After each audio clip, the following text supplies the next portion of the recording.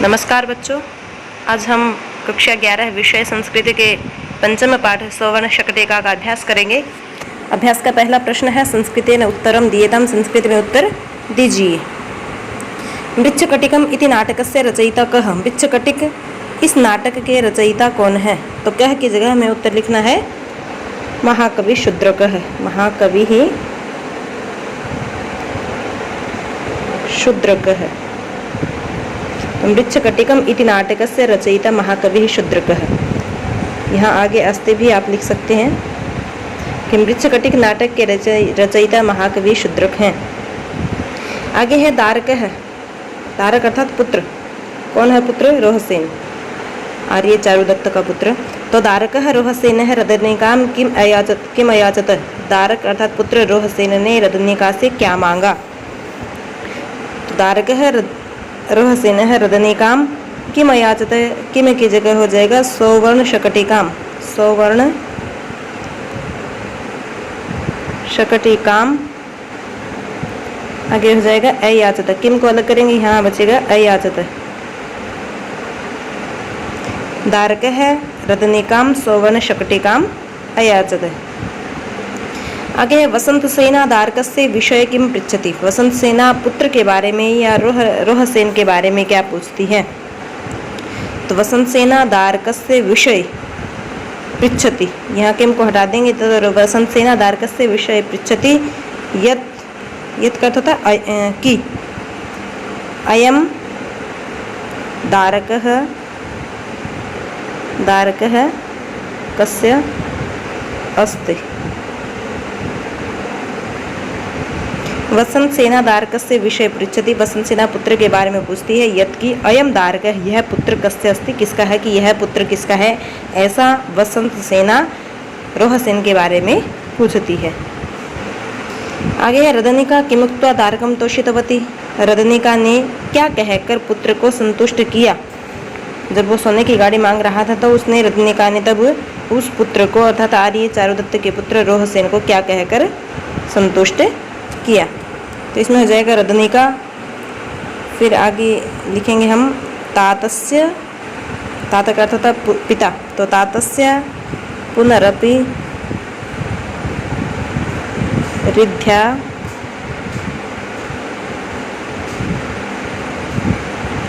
तातस्य पुनरपि रिद्ध्या सुवर्ण शकटिकया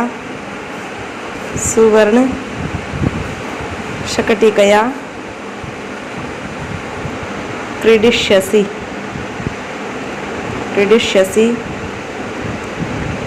इति उक्त्वा दारकम तोषितवती।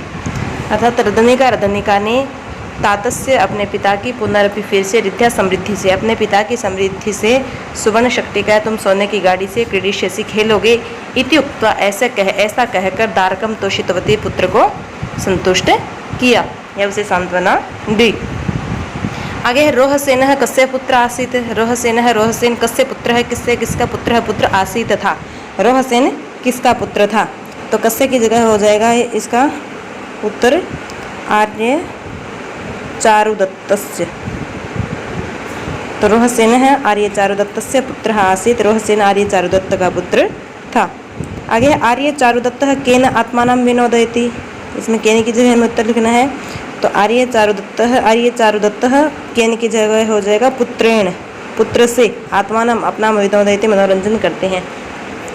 आर्य चारुदत्त पुत्र से अपना मनोविनोद, पुत्र से विनोद करते हैं या पुत्र से मनोविनोद करते हैं।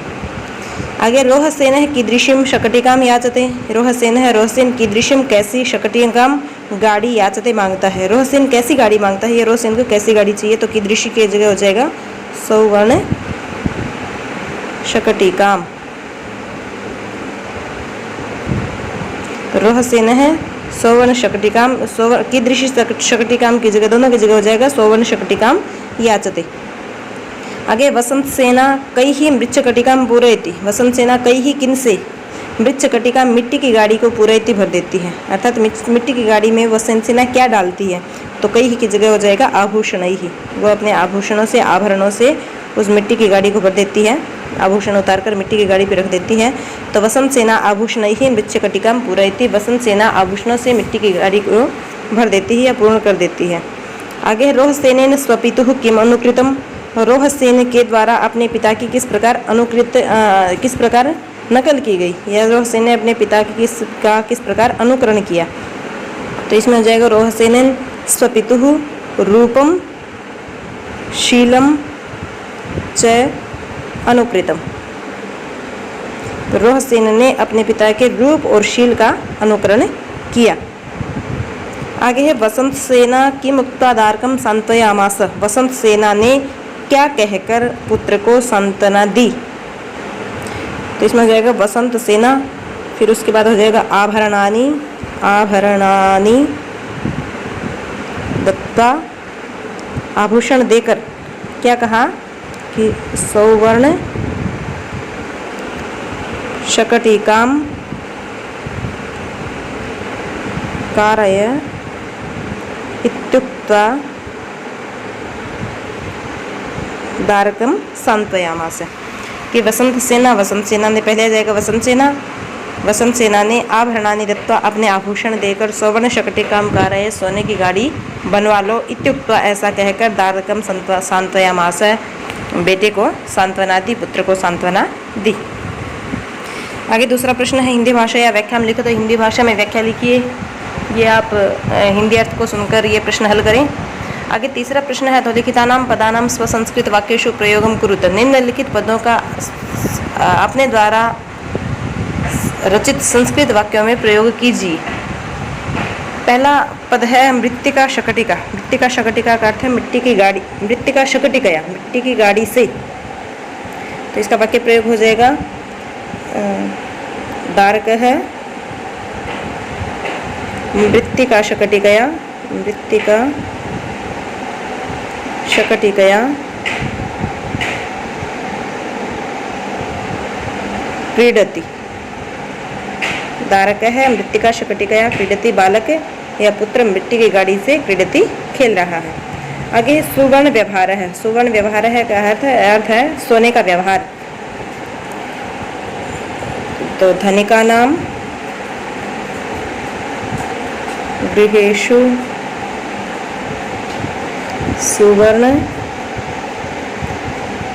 व्यवहार है भवति।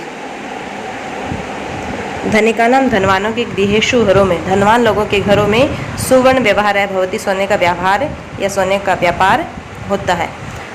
अगला पद है अष्टुणी। अष्टुणी का अर्थ होता है आंसुओं को। माता पुत्रस्य अष्टुणी प्रमृज्य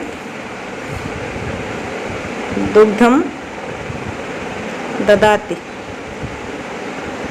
माता पुत्रस्य, पुत्र के अष्टुणी आंसू प्रमृज्य पहुंचकर दुग्धम ददाति, उसे दूध प्रदान करती है, दूध देती है।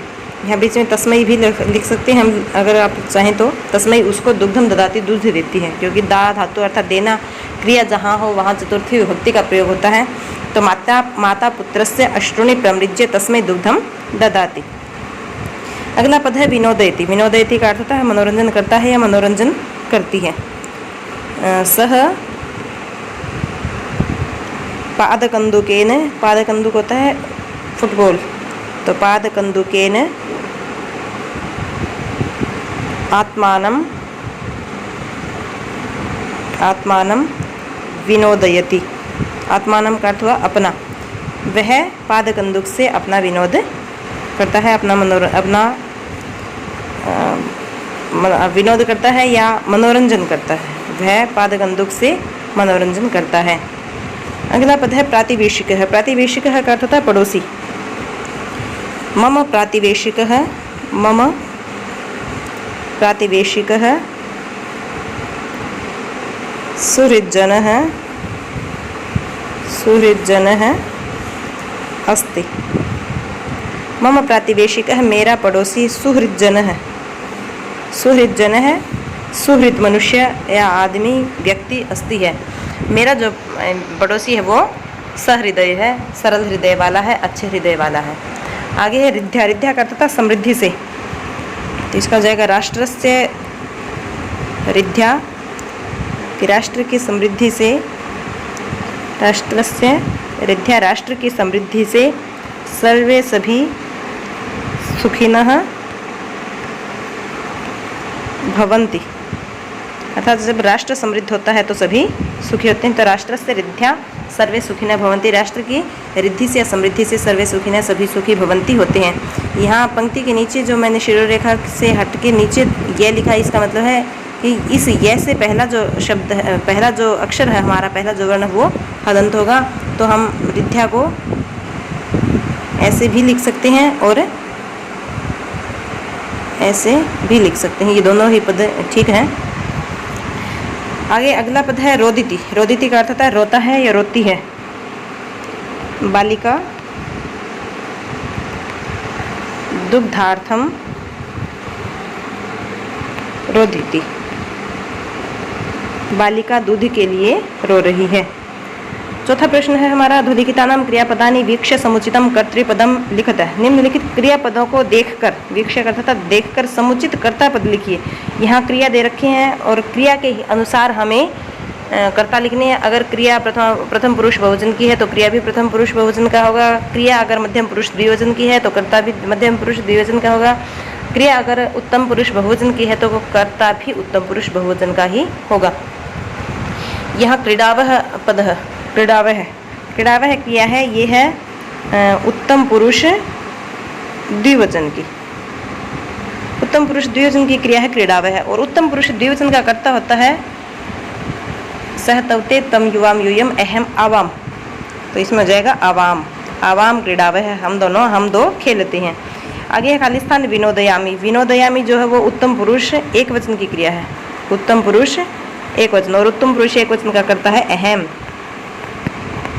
अहम विनोदयामी।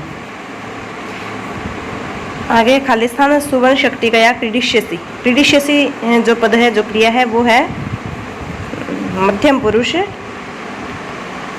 एक वचन की, मध्यम पुरुष एक वचन की क्रिया है क्रीडिष्यसि, और मध्यम पुरुष एक वचन का करता है त्वम, तो त्वम सुवर्ण शक्ति का या क्रीडिष्यसि। आगे है खालिस्तान अलीकम भणसी। भणसी भी जो है वो है मध्यम पुरुष एक वचन की क्रिया है, मध्यम पुरुष एक वचन, तो इसका भी कर्ता हो जाएगा तम, तम अलीकम भणसी, तुम झूठ बोल रहे हो। आगे है किम निमित्तम खालिस्तान रोदिति। अब रोदिति जो है वो प्रथम पुरुष एक वचन का करता है, प्रथम पुरुष एक वचन का करता है, तो यहाँ हो जाएगा किम निमित्तम एषः रोदिति। एषः या सह, एषः या सह, किम निमित्तम किस कारण से, एषः यह, और सह का अर्थ वह। एषः या सह रोदिति, किस कारण से यह रो रहा है। एषः करेंगे तो भी ठीक है और सह करेंगे तो भी ठीक है, क्योंकि सह तवते प्रथम पुरुष के कारक करता है, और एषः एतौ एते, यह ये दो ये सब ये भी प्रथम पुरुष में ही माने जाते हैं। आगे पांचवा प्रश्न है अधोलिखितानां पदानां संधि विच्छेदम कुरुते। निम्नलिखित पदों का संधि विच्छेद कीजिए। पहला पद है कुतोस्माकम। कुतोस्माकम का विच्छेद हो जाएगा कुतः धन अस्माकम, कुतः धन अस्माकम, और इसमें संधि है विसर्ग संधि। अगला पद है पुनरपि। पुनरपि का हो जाएगा विच्छेद पुनः धन अपि, इसमें भी विसर्ग संधि है। आगे किन निमित्तम, किन निमित्तम का विच्छेद हो जाएगा किम धन निमित्तम, किम धन निमित्तम, इसमें व्यंजन संधि है, व्यंजन के बाद व्यंजन का मेल है तो व्यंजन संधि हो गई। आगे है पुनस्ताम। पुनस्तम का संधि विच्छेद होगा पुनः धन ताम, ये विसर्ग संधि का उदाहरण है। यद्यस्माकम का विच्छेद हो जाएगा यदि धन अस्माकम, यदि धन अस्माकम, इसमें यण संधि ई का यह हो जाएगा। आगे है आभरणान्य अवतार्य, इसका विच्छेद हो जाएगा आभरणानि, आभरणानि धन अवतार्य, इसमें भी यण संधि है। आभरणानि धन अवतार्य, इसमें भी यण संधि है। आगे छठा प्रश्न है निर्दिष्ट प्रकृति प्रत्यय निर्मितम पदम लिखत। निर्दिष्ट प्रकृति प्रत्यय से निर्मित पद लिखिए। यहाँ शब्द प्रकृति और प्रत्यय दे रखे हैं, अर्थात उपसर्ग दे रखे हैं, फिर धातु या शब्द दे रखे हैं, उसके बाद प्रत्यय दे रखे हैं। तो इन प्रकृति और प्रत्यय से जो निर्मित शब्द है, पद है, उसको लिखना हमें, जैसे निहि धन श्वस धन ल्यप, और ये शब्द बन जाएगा निहिश्वस्य, निहिश्वस्य। आगे अनुधन क्री धनक अनुकृतम, अनुकृतम, ये शब्द पाठ में भी आए हैं युगे यु। आगे है अलम धनक्री धनक्त धन टाप, इसका बन जाएगा अलंकृता, अलंकृता। आगे है अव धन त्रि धन नीच धन लेप, इसका हो जाएगा अवतर्य, अव त्रि नीच और लेप, इसका क्या हो जाएगा अवतर्य। आगे है पूर्व धनत्वा, इसका हो जाएगा पूर्वयित्वा। आगे है आधन दाधन लेप, इसका हो जाएगा आदाय। ग्रह धनत्वा का हो जाएगा गृहीत्वा। उसके बाद है उपधन स्त्री धन लेप, उप स्त्री और लेप, इसका हो जाएगा उपसृत्य। इसके बाद है क्रीड धन त, इसका हो जाएगा क्रीडितम। आगे प्रधनमृज धन लेप, इसका हो जाएगा प्रमृज्य। क्रीडित है जैसे, तो यहाँ क्रीडित भी हो सकता है, क्रीडितम भी हो सकता है, और अगर टाप हो बाद में तो क्रीडिता भी हो सकता है, यानी कि स्त्रीलिंग पुल्लिंग नपुंसकलिंग, तो क्रीडितम और क्रीडित दोनों हो सकते हैं इसमें। एकता और लेप के तो यूँ ही रहेंगे, क्योंकि ये अविकारी पद बन जाते हैं, हव्य पद बन जाते हैं। आगे 7वां प्रश्न है अधोलिखितानाम पदानाम विलोम पदानि लिखत, निम्नलिखित पदों के विलोम पद लिखिए, विपरीतार्थक पद लिखिए। पहला पद है सौवर्ण शकटिका, सौवर्ण शकटिका का विपरीत हो जाएगा मृत्तिका शकटिका। सौवर्ण शकटिका का अर्थ हुआ सोने की गाड़ी, और मृत्तिका शकटिका अर्थात मिट्टी की गाड़ी, तो सौवर्ण शकटिका का हो जाएगा मृत्तिका शकटिका। अलीकम, अलीकम का अर्थ होता है झूठ, और अलीकम का विपरीत हो जाएगा सत्यम। अलंकृता का हो जाएगा अनलंकृता, अलंकृता सजी हुई और अनलंकृता बिना सजी हुई, अनलंकृता। आगे है निष्क्रांता, निष्क्रांता का विलोम हो जाएगा प्रविष्टा, निष्क्रांता निकल गई, प्रविष्टा प्रवेश कर गई या आ गई, पहुंच गई।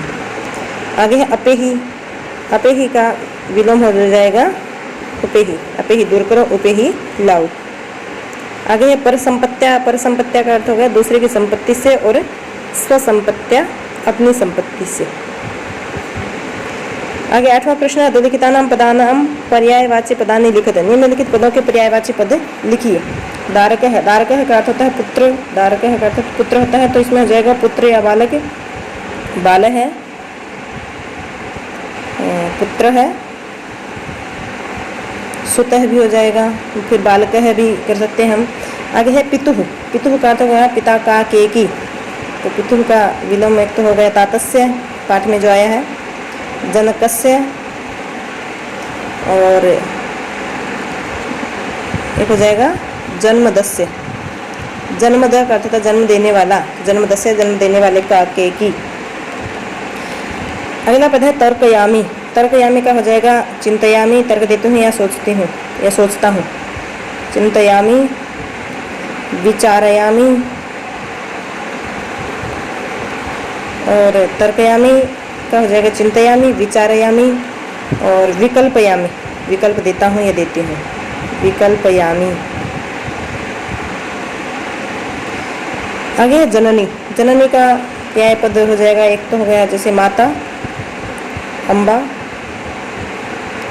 और जनी, जनी तो जन्म देने वाली। आगे है नीता, नीता अर्थात ली गई, प्राप्त की गई, तो नीता का हो जाएगा प्राप्ता और लब्धा, प्राप्ता और लब्धा, या आपता भी कर सकते हैं, आपता प्राप्त की गई। अगला पद है भणति, भणति का अर्थ कहता है या कहती है, तो वदति, गदति, वद का अर्थ होता है बोलना, गद का अर्थ भी कहना होता है, वद, वदति, गदति और कथयति, कहता है कहती है। आगे है अलीकम, अलीकम का अर्थ है झूठ, तो झूठ का पर्याय पद हो गया मिथ्या हो गया एक तो, एक अमृतम और असत्यम, मिथ्या, अमृतम और असत्यम। आगे 9वां प्रश्न है अधोलिखिताः पंक्तयः केन कम प्रतियुक्ताः। निम्नलिखित पंक्तियां किसने किसको कही। पहला वाक्य है एहि वत्स शक्तिकया क्रीडावः। एहि वत्स आओ पुत्र शक्तिकया गाड़ी से क्रीडावः खेलें। आओ पुत्र गाड़ी से खेलें, ऐसा किसने कहा? रदनिका ने कहा। जिसने कहा वो यहाँ लिखेंगे हम। उसके बाद जिसको कहा गया उसमें द्वितीय विभक्ति लगाएंगे। दारकम प्रति दारक को, तो केन की जगह है यहाँ ऊपर हम कर देंगे कह, किसने कहा, और कम प्रति यहाँ लिखेंगे कम प्रति अर्थात किसको कहा। तो रदनिका ने कहा किसको कहा? दारकम, दारक को या पुत्र को कहा। आगे आर्याया वसंत सेनाया समीपम उपसर्पिष्यामि। आर्या वसंत सेना के पास जाऊंगी, ये किसने कहा था? ये कहा था रदनिका ने। और किसको कहा? स्वगतम। स्वगतम का अर्थ है मन ही मन में, खुद से कहा। रदनिका ने खुद से कहा कि मैं आर्या वसंत सेना के पास जाऊंगी। आगे एही में पुत्र का आलिंग। एही में पुत्र का, आओ मेरे पुत्र, आलिंग मेरे पास आओ, मेरी गोद में आओ, मैं मुझे स्पर्श करो, ऐसा किसने कहा था? वसंत सेना ने कहा था। किसको? जब रदनिका रोहसेन को उसके पास लेके गई तो उस दारक को या रोहसेन को कहा। तो एही में पुत्र आलिंग ये वसंत सेना ने कहा दारकम, दारक को। आगे है किम निमित्तम एष रोदिति। किम निमित्तम किस कारण से एष यह रोदिति रो रहा है, ऐसा किसने कहा? ऐसा वसंत सेना ने ही पूछा था। वसंत सेना ने किससे पूछा? रदनिका से पूछा। तो रदनिकाम हो जाएगा। वसंत सेना रदनिकाम। आगे रदनिके का ऐशा, हे रदनिका यह कौन है, ऐसा किसने पूछा था? रोहसेन ने पूछा था। तो दारक है। दारक ने पूछा, किससे पूछा? ये यहाँ नाम भी बता रहा है। तो रदनिकाम, रदनिका से पूछा। दारक है रदनिकाम। आगे है जाता कारय सोवन शक्तिकाम। जाता हे पुत्र कारय बनवा लो सोवन शक्तिकाम, सोने की गाड़ी। हे पुत्र जाओ सोने की गाड़ी बनवा लो, ऐसा किसने कहा? ऐसा वसंत सेना ने कहा था। किसने कहा? वसंत सेना ने कहा। और किसको कहा? दारकम, पुत्र को कहा। वसंत सेना ने पुत्र को कहा। आगे है पाठमाश्रित्य सौधारणम वसंत सेनायाः रोहसेनस्य चारित्रिक वैशिष्ट्यम हिंदी भाषायां लिखते हैं। पाठ के आधार पर उदाहरण सहित वसंत सेना और रोहसेन की चारित्रिक विशेषताएं हिंदी भाषा में लिखिए। तो इसमें आप गद्य में इसको लिख सकते हैं। तो वसंत सेना की जो विशेषताएं हैं वो थी कि वो एक विनम्र महिला थी, स्वावलंबी थी और सरल हृदय थी और आदर भाव उसके अंदर था, क्योंकि वो रदनिका का भी अच्छे से स्वागत करती है। और ममत्व पूर्ण नारी थी, ममता से भरी हुई, वात्सल्य था उसमें, प्रेम था। और चारों तत्व से वो प्रेम करती थी, तो प्रेम भावना भी उसके अंदर थी।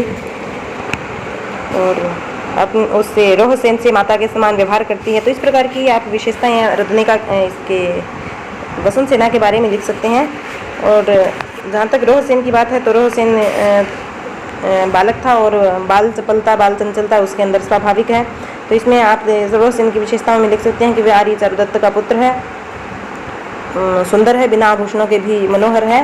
और जैसा कि बालक का स्वभाव होता है हठ करना, तो वो थोड़ा हठी भी है, क्योंकि वो सोने की गाड़ी से खेल रहा था और उस गाड़ी को वो बच्चा जिसकी वो गाड़ी थी वो ले गया और फिर सोने की गाड़ी के लिए वो रो रहा है। और उसने अपने रूप और शील दोनों में अपने पिता की नकल की है। आर्य चारुदत्त उसी से अपना मनोरंजन करते हैं। और वो एक अबोध बालक है, अबोध होता है अनजान। और रदनिका के समझाने पर वो मान जाता है कि पिता के धनवान होने पर तुम सोने की गाड़ी से खेलोगे, इस प्रकार सांत्वना दी। और वसंत सेना को पास लेकर गई। वसंत सेना ने जब उसको आभूषण दिए तो वो चुप हो गया। एक बार उसने कहा कि वसंत सेना को रोते हुए देखकर उसने कहा कि मैं आपसे गहने नहीं लूँगा। तो इस बात से उसका स्वाभिमान भी झलकता है, तो स्वाभिमानी है। तो इस प्रकार की विशेषताएं आप रोहसेन और वसंत सेना के बारे में लिख सकते हैं। और इसी के साथ हमारा अभ्यास पूर्ण हुआ। मेरा आपसे अनुरोध है कि इस अभ्यास को आप अच्छे से जानें, समझें और सीखें। इसी के साथ आप सभी का धन्यवाद।